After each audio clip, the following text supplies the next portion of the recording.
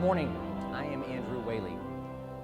Did you ever play as a kid the game red light, green light? You know how it works. Everybody lines up on one side of a gym like this. Another person on the other end turns their back, yells green light, and then the people start to run across the gym, and then they flip around and say red light. If they catch you still moving after they say red light, then you're out and you have to go to the side. Those who are still are able to continue the game, and you see who can get across the line first. Well, our Bible story today in this Sabbath series we're in comes from the 5th chapter of John, and it is in some ways a biblical version of the story of red light, green light. It takes place in Jerusalem. Jesus is there, and in Jerusalem there is this pool, this healing pool, that the water gets stirred up from time to time. And supposedly when that happens, people can get in the water and be cured of their blindness or their deafness, or their crippled legs will be restored.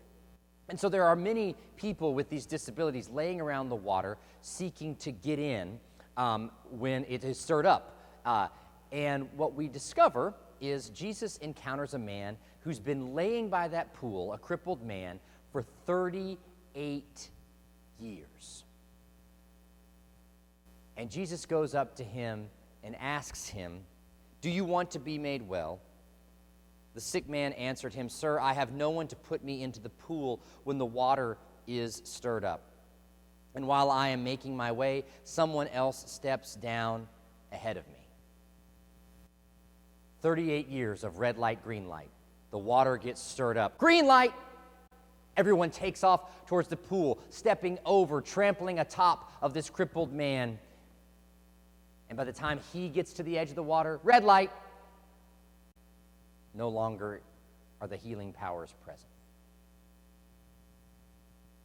Jesus looks at this man who's always lost at the game of red light, green light, and says, "Take up your mat and walk." He restores the crippled man to health. So the man obeys Jesus. He picks up his mat. He begins to walk. And no sooner does he begin to walk than he enters yet another game of red light, green light that he didn't even know about, because Jesus healed the man on the Sabbath. And he didn't know, red light, you're not allowed to carry your mat on the Sabbath. The religious leaders call the man out for doing this. So not only has he spent 38 years playing red light, green light at this pool of healing, the moment that he finally has himself restored, he enters yet another game of hierarchy where he doesn't know the rules and he's told he's out because he's not doing what he's supposed to be doing. We hear later that the religious leaders started to persecute Jesus and his followers because he had healed the man on the Sabbath. So what's happening here is Jesus is redefining the Sabbath from what the religious leaders of his day believed it to be. Sarah Hurwitz, Jewish writer, says in her recent book, Here All Along, when she's talking about Sabbath, Shabbat, Sabbath, is a once-a-week enactment of a Jewish idea of the world as it should be. Sabbath is about a day of rest to restore our bodies physically. Sabbath is a day of rest for the sake of our neighbor, to restore their body physically. Sabbath is a day of rest for the earth to be restored. So Jesus is saying acts of bodily restoration on the Sabbath is exactly what the Sabbath is for. It is supposed to be a day of physical restoration. It's a day that enacts the world as it should be.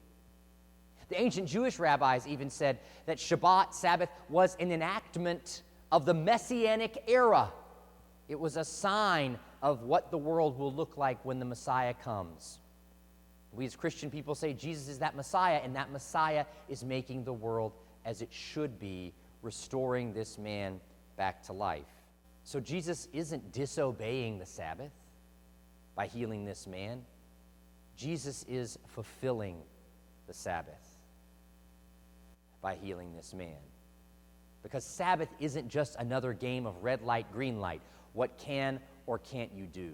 It's about restoration. It's about the world as it should be. It's about the coming Messianic age.